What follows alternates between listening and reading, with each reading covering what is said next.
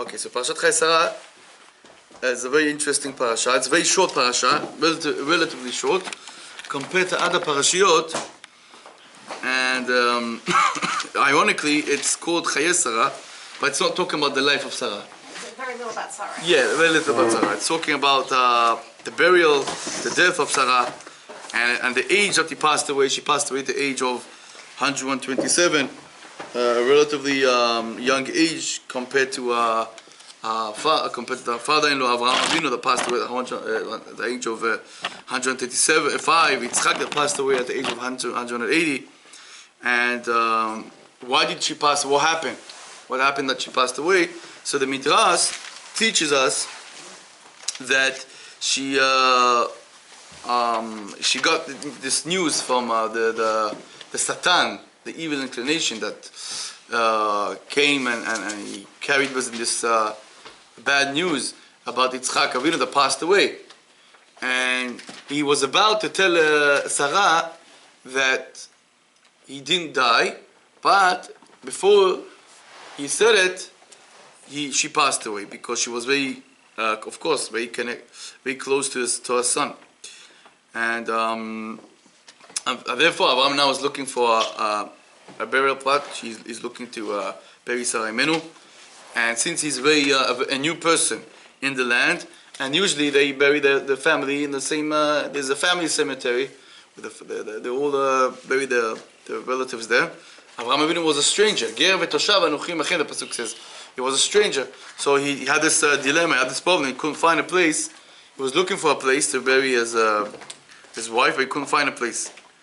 So the Torah is dedicating in the entire parasha of how he purchased this cave, this special cave, Ma'at HaMachpelah.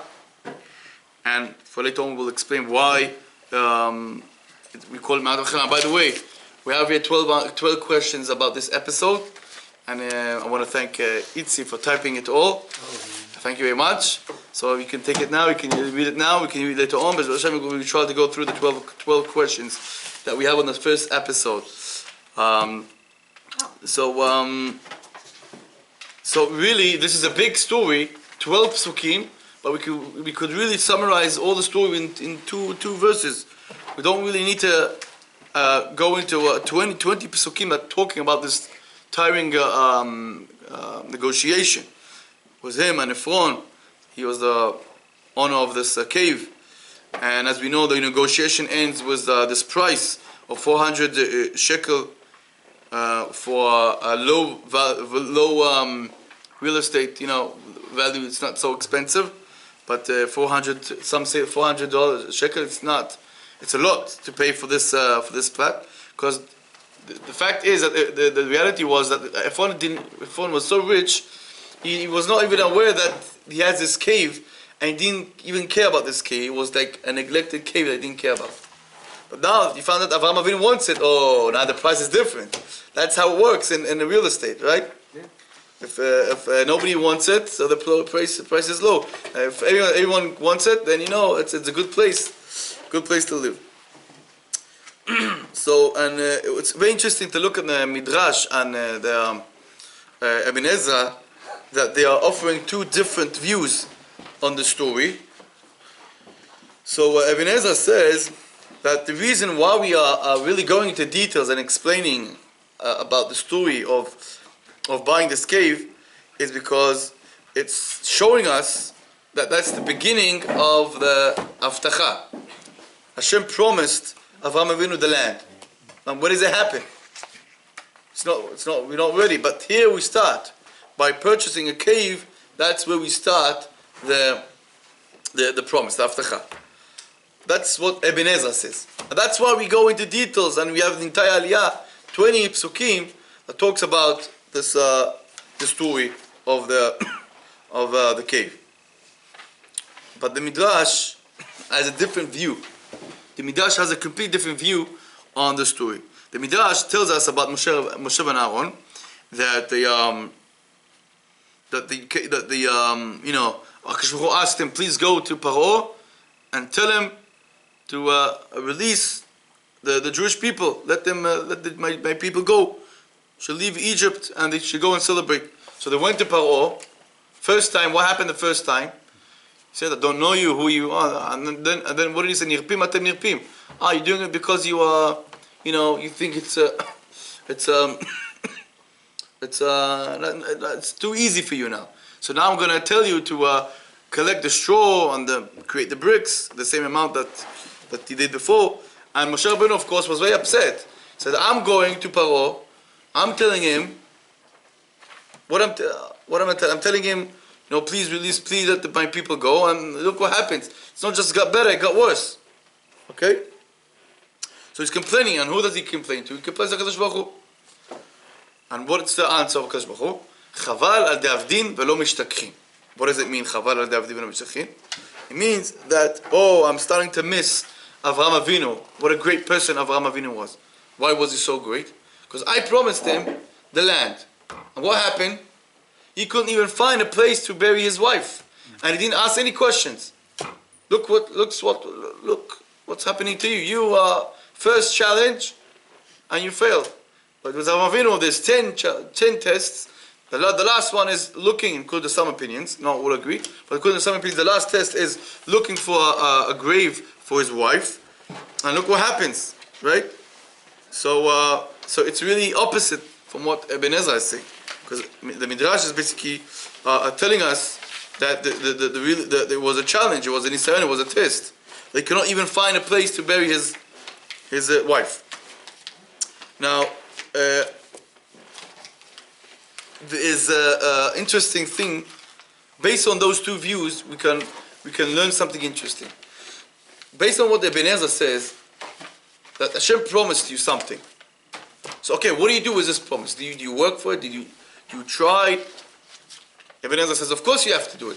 Of course you have to purchase a gravesite. You have to make something. It's not just going to happen naturally. It's not going to just happen automatically. Right? It really reminds us of what we're doing. Very difficult now in Eretz Israel. But no, we should try. Every person should try something, should do something.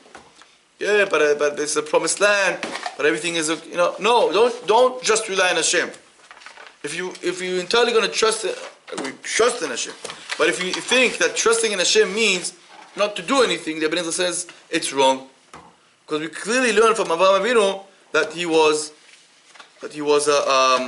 really looking and working and buying and searching. You can simply sit back and say, hey, Hashem promised me the land, why do I need to work? He didn't say that. Okay? That's Ibn Ezra. As opposed to the Midrash has a different view. The Midrash says, no. We should trust in Hashem. We should not do anything. But we see what happened the last 2,000 years. Right?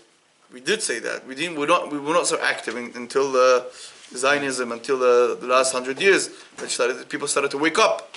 Right? Herzl and so on, yeah. Herzl, he did a lot of good things. So instead they started to wake up. But we see that if you just sit back and don't do anything, nobody will help you, because if you don't help yourself, nobody will help you, right? So we can also say that the Midrash really is not arguing with the statement. The Midrash also agrees with that. And the Midrash is basically saying Avraham Avinu initially thought that he doesn't need to do anything. But then you realize if you're not going to do anything, then nobody will stand for you. Nobody will help you. Right? It's something that works individually but also collectively. As Am Yisrael, if we don't stand, next week there's a very important thing, a rally in Washington, right? Right? People can say, hey, why do I need to go? Hey, why do I need to go? It's not so important. Another person, the answer is no, it's very important. Avraham Avinu promised. HaKadosh Baruch Hu promised to Avraham Avinu the entire land. The entire land. And what did he say? Welcome, Bruchim Habayim. And what did he say? He said, no, I'm not going to just sit back. I'm going to go, I'm going to work, I'm going to buy a piece of land, a small piece of land. And And step by step, what happened step by step? Step by step, he got the entire land. His descendants, right? His children got the entire land. So, if we're all going to say, okay, we can just sit back and not do anything, then we're not really following Avraham Avinu's footsteps. the reason why we should go to Washington is because we are like Avraham Avinu. We have to start, we have to show our face. There's so much evil out there for the Muslims that they are demonstrating for what? You don't even know where Gaza is, you don't know anything about it. If they even try to visit Gaza, they will kill them. So what are they talking about? And sechel, no brain. Okay? But we can say, okay, we know the world can be convinced, they can clearly see that there are people that are not talking everything's emotional, 99.9% is emotional. But no, that's not the answer. Avraham Avinu didn't say that. Avraham Avinu could say that. Avraham Avinu could say, one second, I have a clear promise from Hashem. Hashem promised me the land. Why do I need to work? It's His business. It's not my business. Right? That's what Moshe Rabbeinu, that's what Avraham Avinu could say. It's His business, not my business.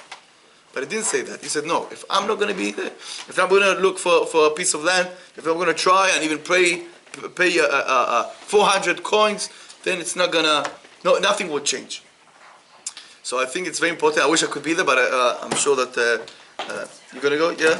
I'm not going to be able to go because I have Karen, there's no transportation for her, and I'm not taking out. Right. So I'm just saying it's very important. You could come with the Masora. There's a Masora bus. I don't know if you can go on it. No, but there's a wheelchair. Yeah. Okay. Yeah.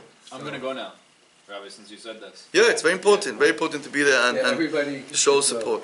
Okay, so that's more or less the story of the first episode.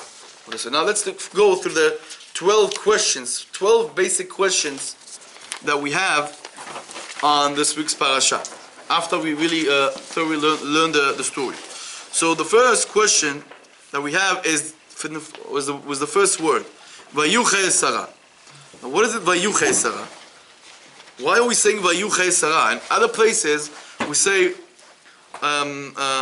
we use different words, Vayichi Adam, or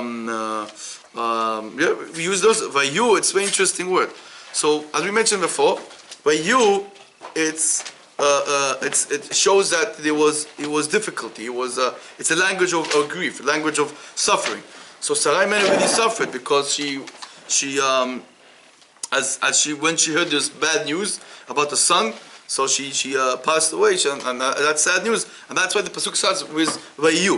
The second answer the Mefarshim say is that she didn't have children for 90 years, and the Gemara says a person that doesn't have children for so many years, it's very difficult. It's considered as he's dead. So it's very, very difficult. In 10 years, she had a lot of problems with Ishmael. So it was not easy. So very interesting. If you subtract the 90 years, you're left with 37 years, right? Because she lived 127 years, so you're left with 37 years, and Vayu, its numerical value of 37 years. That's how we know the Yitzhak's age. Yeah. It's 37. Very nice. Okay, so we understand why it says Vayu. Let's continue with the second question. Kriyat Arba. What is a Kriyat Arba? So we have 4 different explanations. The first Rashi offers 2 pirushim. There was four giants living there. The second pirush is that they were the four pairs of 4 couples. Couples. Yeah. Adam and Chava, Avraham and Sarah, Yitzchak and Rivka, and Yaakov and Leah. So that's why we call it Kriyat Arba. Very interesting. The Re'em says that there was a man called Arba. Nobody calls a son today Arba. Hey Arba, what's going on? There's no such a word. But in those, I guess there was a name called Arba, and he called him Arba. So he was the leader in that place. And that's why they called him. That's why we call the place Kriyat Arba. And the Or HaChaim says that we also call it Hebron. Why we call it Hebron? Because a person has 4 elements, 4 parts. His earth, fire, wind, and water. And when Sarah passed away, the Gemara says that she connected between the earth and heaven. And the human being that is consistent, that has those 4 parts, is basically connecting between the earth and heaven, and that's the word Chevron, lechaber, to connect. Yeah, we pray, we learn Torah, we do good things, we help the soldiers, we help those. It's all because we want to connect to spirituality. That's Chevron. Okay. Another question we have is, it says Lifkota, but if you look Lifkota, he was crying, right? Of course, Avraham Avinu, Sarah Avinu passed away. His dear wife, his wonderful wife, passed away. So he's crying. But it's crying. The pasuk brings that there is a small kaf over there. So why there's a small kaf? If you look at the Torah, there's a small kaf, right? Lifkota. So very interesting midrash, fascinating midrash. In fact, I never saw before, only this week. Is Yitzchak. We all know Yitzchak was about to die until the angel from heaven said, don't harm, don't cause them any harm. Right?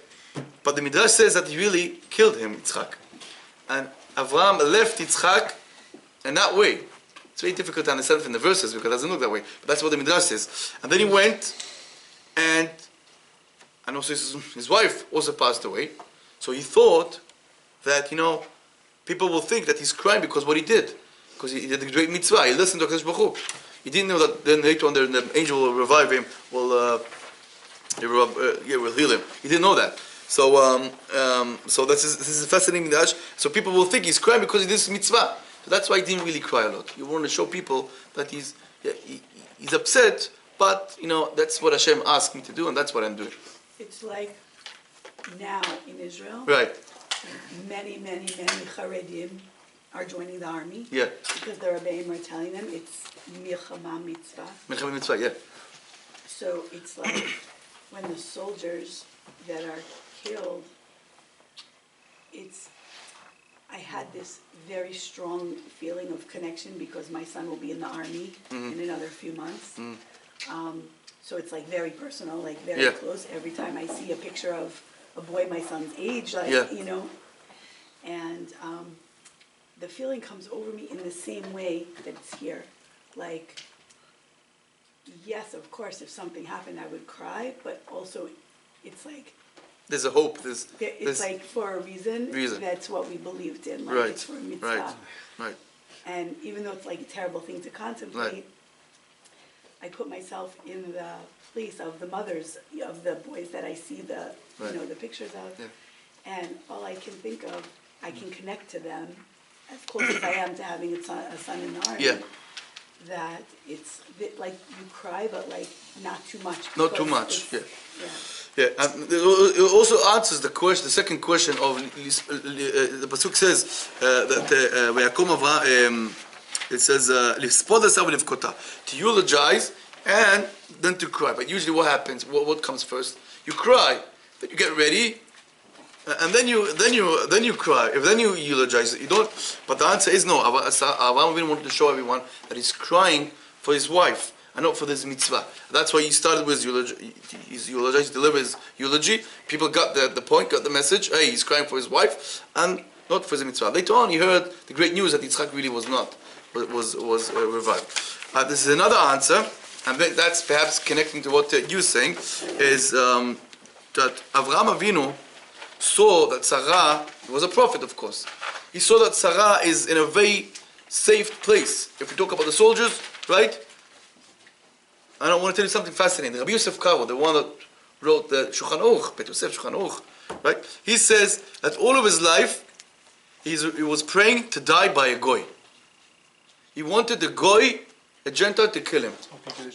Exactly, Kiddush Hashem. Because when a goy is killing a Jew, because he's a Jew, the soldiers, Mach Shemam v'Zichram, all the terrorists want to kill us because we are Jews, then you go straight to heaven, Gan Eden. Rabbi Akiva. Rabbi Akiva, right. Rabbi Akiva, clearly was Rabbi Akiva. So they asked for this thing, and so Sarah, Avraham Avinu saw that Sarah is in a safe place, in a good place in heaven. So Lifkota, he was crying, but he wasn't really crying because he saw, he can clearly see that Sarah is in a good place in Gan Eden. But then when he started to eulogize, when he started to talk about it, but what about me? I'm missing her. On Chol HaMoed, one of our members here, his father passed away, and we know that in Chol HaMoed we don't deliver a sped, we don't eulogize. So but you have to say something.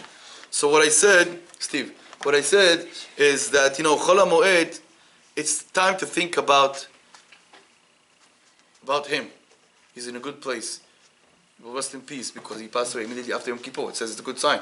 So yeah, and then after Chol Hamoed, then think about yourself. But now think about him. That's what we learn here. Lifkota, you should cry, but you should also have in mind that he's in a safe place. We all cry and mourn about the soldiers, and we all want them to come back safely. But in the past, the soldiers, 30 soldiers, but something about it, yeah. They passed away. We know that they're in a good place, in a safe place. Okay. Let's continue with another question we have here. Is that so very interesting? It says Ma'al Pnei. So the pasuk says Ma'al Pnei Mito. Vayakom Avraham Ma'al Pnei Mito. So he got up from literally it means from the face of the deceased, from the dead person. So what does it mean Ma'al Pnei Mito? So we have two explanations. The Rochaim explains that it's very interesting that until the burial, until you bury the dead person, he's still looking at you, he's still there. So that's me'al pnei meto. So he gets up. The second pirush is what teaches us based on Shulchan Aruch, that the way to bury the people is when the face is not when the face is downwards, but when the face is on his back. Okay, that's why the pasuk says me'al pnei. Now, later on it says, Avraham Avinu is trying to convince, he's speaking with him, telling him, please, I'm looking for a place, and I'm a Gerevet Toshav. Now, it looks like a contradiction. But if you look at Rashi of course says it's not a contradiction. He says, if I'm a stranger, if I'm a resident, no, treat me as a resident, treat me as a stranger. But the Or HaChaim quotes the Rambam. And the Rambam says that we should be very nice to the strangers. When you live in a different country, then you should be very very nice and decent and welcoming and so on. And so it was telling him, look, I'm a stranger, and you have to treat me properly. But now, of course, you can ask, hey, about the Bnei Chet, they don't care about they don't care about the Rambam, they don't care about what the Rambam says. But the Rochaim says that Avraham was talking from logical. He was saying, look, it makes sense. Torah, yeah, there's many parts in the Torah that we don't understand, but it's because it's sealed, we cannot see it. But I'm talking, logically speaking with you, that you should always care about, it's true that it's written in the Torah, but it's also a logic to take care about the strangers. That's why he told them, Ger b'toshav and euchim euchim. Then, of course, the answer is, what are you talking about? You are Nasi Elohim, you are Prince of God. Now, what does it mean, Prince of God? What can you just say, Prince or the man of God? So there's two dimensions. It's first Nasi, he in terms of in the physical matters, he takes care about the physical things, but he's also a Prince of God. He's also very spiritual. He's a leader, a spiritual leader. Yep. And the Gemara says that when Avraham Avinu passed away, they were saying, "Ola sfina shavat karnabita." Hold the ship that has no captain, and hold the world that has no leader. So they were referring to Nasi, and they were also referring to Elohim. Okay.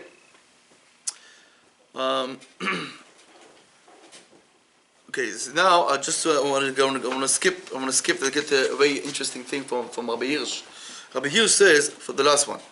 Rabbi Hirsch says that what was the argument between Avram and Ephron? What was the conversation, the negotiation between them? So the pasuk says, 400 shekel bini mincha mai, vet metecha kevo. What he was telling him? I mean, you're asking me for the price. You want to pay, but 400 coins. That's the price. But the love between me and you, it's true love. Yeah, it's very interesting. We don't really know when it started, but the pasuk says so. 400 shekel bini mincha mai, vet metecha kevo. Avraham Avinu is telling him, oh, now you're talking money. Now there's I don't know if you know the Gashashim. You know the Gashashim in Israel? Gashashim, it's like a clown, like people that very, very funny. So there's two people meeting each other, and the one is he fixed the car, and he's telling him, okay, how much should I pay? Well, you know what, I did this, I did that, no problem, thank you. But how much do I need to pay? So I don't know, we had the brakes, you had the this and that. It's really funny after. And then until he tells him, okay, take the car, take it, don't want to pay, nothing. Gets angry. So it's like Avraham Avinu is kind of telling the Bnei Chet, the phone, tell me how much do I need to pay. So he doesn't even tell him, but he just tells him, look, it's 400, so he mentions something. Why did he mention 400? Because he really wanted this money. Ephron was greedy. He wanted this money. But he was embarrassed in front of everyone. Nasi Elohim, he's a prince of God. Now you want money? So he hinted, he just said 400, this is 400, but I'm just saying, it's 400, but we love each other, we don't have to pay this man. Avraham said, okay, I got the point, I know what you want, and he gave him 400 shekel. And the reason why Ephron is missing Vav is because Avraham Avinu had $1,000, 1,000 shekel. He collected this money previously when he had the stories of Abimelech, and he designated 1,000 shekel. Now, if he would not mention this money, then he will get from Avraham Avinu 1,000 shekel, and that's why he's missing Vav. Vav is 6. Yeah, so take 6. 10 minus 6 is 4. So that's why he just gave him 400. Yeah, and Ephron, the letter Vav is missing from Ephron. Because the Gemara says Ephron got punished. And that's why the Torah doesn't add the letter Vav. But Ephron, why does he care about the Vav? He doesn't care. Okay? That's what Rabbi Hugh says. He also says something very interesting. He says that's why he says Lemor. Right? If you look at the Pasuk, it says Lemor. What is it, Lemor? I'm speaking to you. Right? It says, if you look at the Pasuk,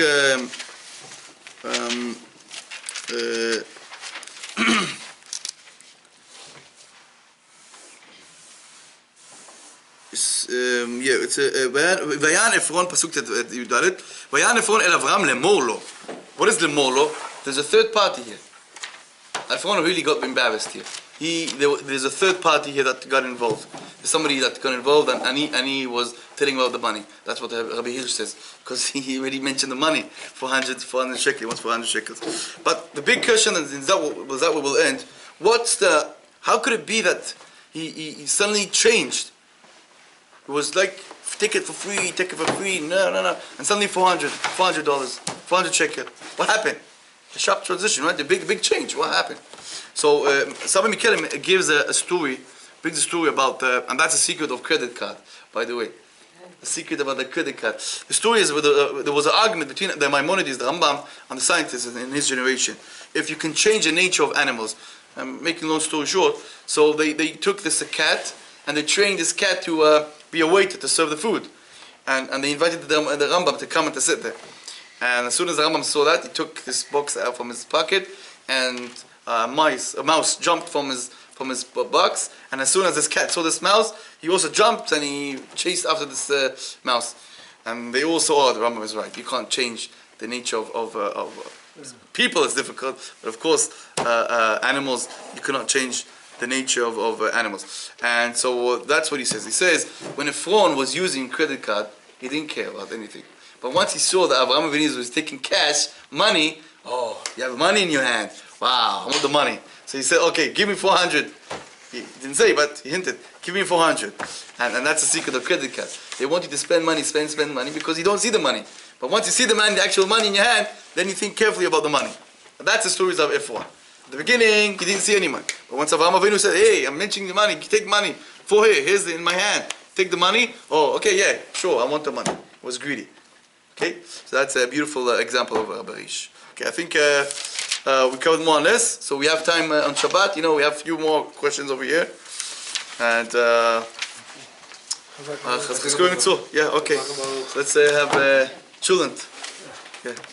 What will the Parshat